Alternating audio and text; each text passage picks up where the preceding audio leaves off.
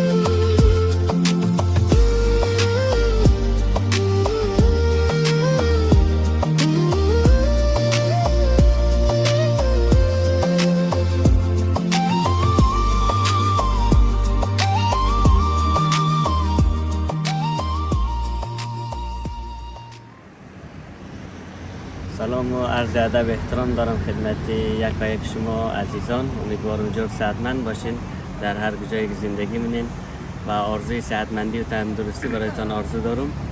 عزیزا، امروز ما گروهی آمدیم در چکر تفریحی، باز همراه کلی تیم هستیم دیگه. در همراه نازی جانم یک سلام مون همراهشون، باز همراه ما باشین. سلام دوستای عزیز، امیدوارم که جور و صحتمند باشین، در هر گوشه دنیا که باشین لباسی عافیت در تن داشته باشین. دوستا بسیار خوش آمدین در ویدیو از ما. امروز جمعی از اعضای گروه یا همکارای از ما امروز چکرم ده یا میله. دوستا امیدوارم که تا آخر ویدیو همراه از ما باشین. دوستان گفتنمونه دفعه قبل آمدیم با بچه ها در ولسوالی شلگر. بسیار یک جای دیدنی و قشنگ و زیبایی بود، مخصوصا برای فامیل. بسیار یک جای آرام بخش، بسیار یک جای تفریحی و قشنگ است و این بار هم تصمیم گرفتیم که همراه فامیل همونجا بودیم.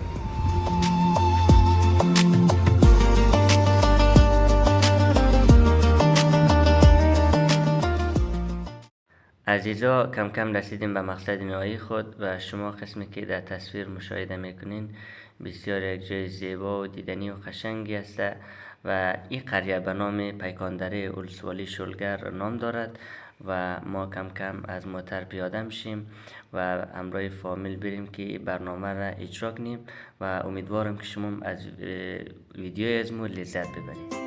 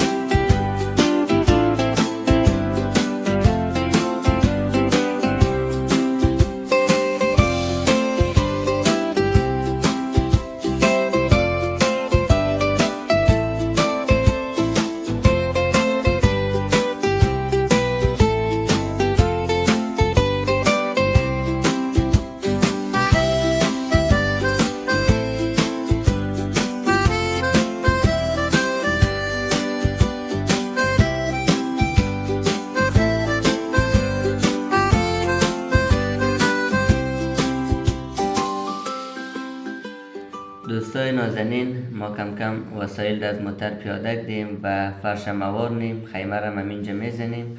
دوستا با عذر و معذرت ما نتونستیم که بلدش یک گزارش مستقیم تهیه کنیم و به دلیل باد زیاد بود و از او خاطر نتونستیم بلدش یک گزارش مستقیم تهیه کنیم.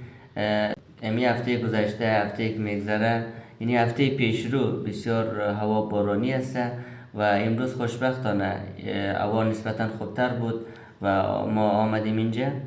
اسمی که شما مشاهده میکنین در تصویر بسیار یک جای زیبا و قشنگی است. البته برای فامیل بسیار یک جای تفریحی است و روح الله جان و علی جان فرش موار کرد و بریم که برنامه بعدی ما چی است.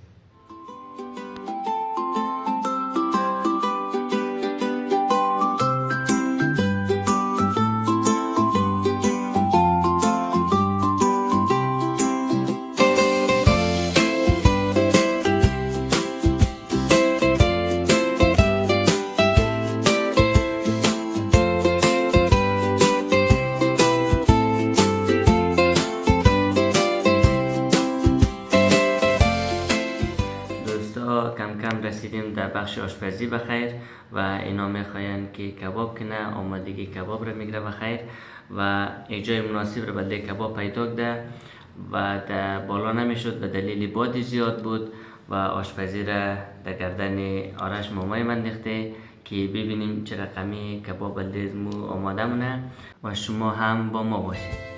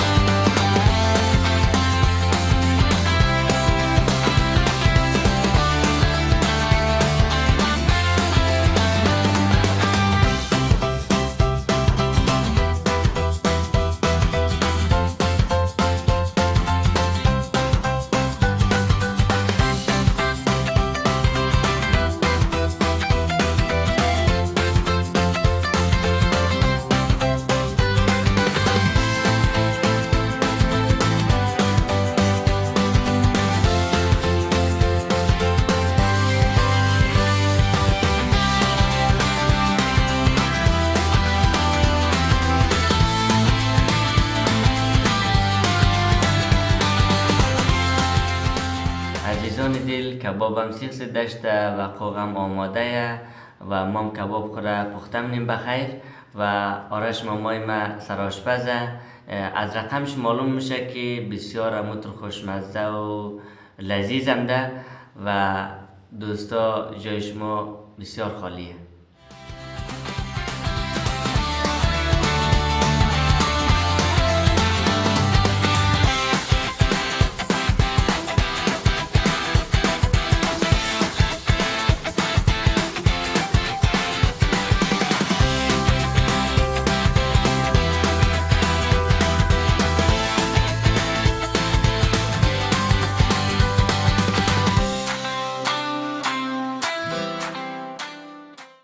دوستای عزیز، سفره را اوار کردیم و کباب آماده شد. مادر جانم کباب را میگره، دست آرش ماماین درد نکنه.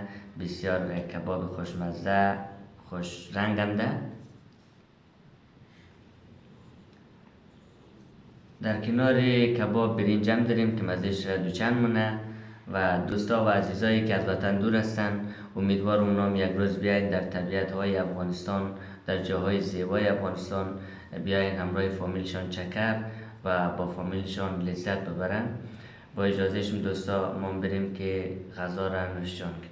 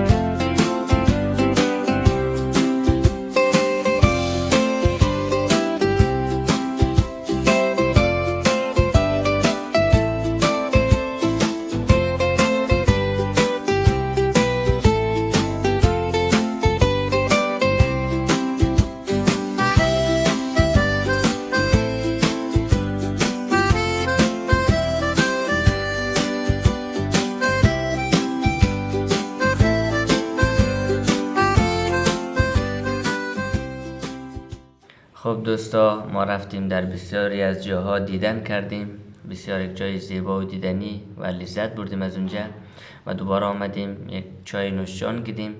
خستگیام رفت شد و دوستا در اخیر برنامه قرار داریم و ما هم کم کم بریم بخیر. دوستا تا این قسمتی از برنامه از یک شما جهان سپاس و امیدوارم خسته نشده باشید. تا ویدیوی بعدی شما رو به خداوند پاک و به نیاز میسپارم.